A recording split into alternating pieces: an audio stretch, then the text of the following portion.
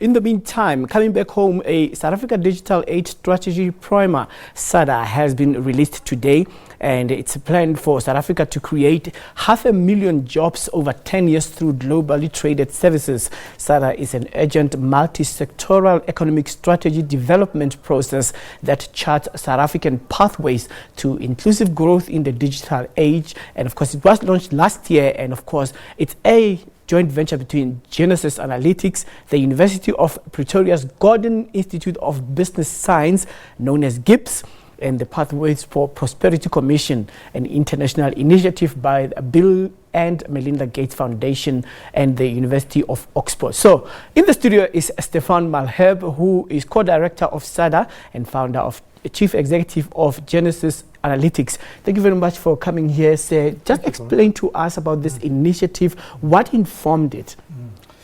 You know, what informed it was really a question, a very simple but really critical question, and that is, in this age of rapid technological change, where we hear that so many jobs are going to disappear in the Northern Hemisphere, in developing countries, the real question is, where are the new jobs going to come from, and where will the new income and job opportunities come from for South Africans? And that really informed this whole initiative. So is it something that in foresight is forward planning, because it won't have an immediate impact per se on the current skills that are needed for the forthcoming job opportunities that may come? It's forward planning, Colin, but you know, it's very immediate. So the biggest opportunity that we identified is the one that you mentioned, which is that in global business services, we can create up to 100,000 jobs in the next 4 years. So yes, it's forward-looking, but it's immediate and it's current, and it offers opportunities right now. You know what's concerning in the digital space and automation space? There's been so much of job losses reported, but there is no giving. It's always taking away the jobs. So now, if it's immediate, how come this impact is only negative on it's on the downside only, but we don't see any uptake? So, you know, when we started looking for where the opportunities were, we were worried about exactly the same thing. We were scared that we would find only promises of things that might happen in the future, you know, stories and fantasies. But actually we found the opposite. We found that there are a number of sectors and opportunities where jobs are being created right now.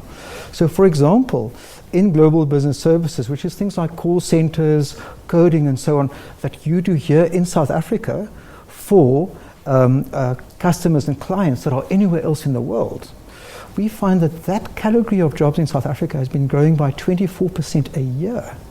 There are now more than 50,000 South Africans that are employed in that sector. And it's that sector where we believe that in the next 4 years we can add another 100,000 jobs because of this incredible growth rate. Right. So now we understand that, you know, there are technologies that are going to be accessed, or rather assessed and qualified, that are close to commercialization. How long is that going to take? Because I would believe that when something is at an entrepreneurial stage, for it to be actionalized, it's a tedious process, and it takes time for it to be on the marketplace. It does, you know, but the way to think about it is that there's a continuing stream and wave of new technologies. And some of them are very new. So when people talk about the 4IR revolution, or the fourth industrial revolution, they're really talking about artificial intelligence, machine learning. But a lot of opportunities come not from that, but from activities and from technologies that are already existing. So the ones that we're talking about now are technologies that have been here for 10, 15, 20 years. They're just scalable in a new way. So, you know, it is possible to grow jobs right now, and that's exactly what's happening. So it could be interesting that you are talking to companies that exist, that need to move with the times, or is there a need for new companies to be established so that they can deal hands-on with the latest technologies and innovations? You know, both your points are true. Both of those things need to happen. And in addition to that, there's a third thing, which is that we need to bring in companies from abroad. So when you're talking about globally traded services, often these are international companies who have the clients in the US, Australia, Britain. They have to come and set up shop in South Africa. Then existing South African companies, or existing companies that already operate here, are also important. So a company like Uber, for example, has more than 14,000 drivers in South Africa. A company like Bolt has more than 10,000 drivers in South Africa. Airbnb creates incomes that are equivalent to about 20,000 jobs already. But your other category is also important. We need new companies that do new things, that create new forms of digital services, and can then set up shop and export them into the rest of the region. Otherwise, we are only takers, consumers, we're not creators or shapers. And I think as South Africans, we certainly want to be shapers and creators. Let's talk about the value add of these kind of jobs. The example that you are making about Uber having more than, 5,000 drivers in South Africa? 14,000. 14,000 drivers. But then they are only drivers.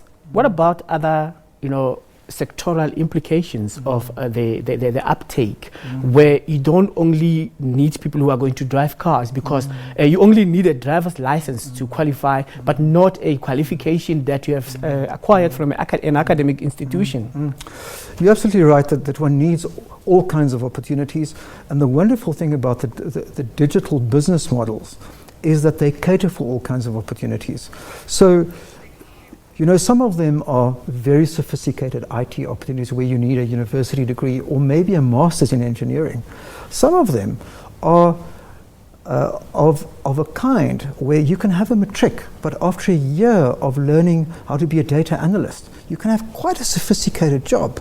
And for some of them, you really only need a driver's license. And that I think is the beauty of it, that it caters for all the skills levels where South Africans are looking for jobs. All right. Thank you very much for making time to speak to us. Thank you for that. All right. Stephan Malherbe is co-director of South Africa's Digital Age and founder and chief executive of Genesis Analytics.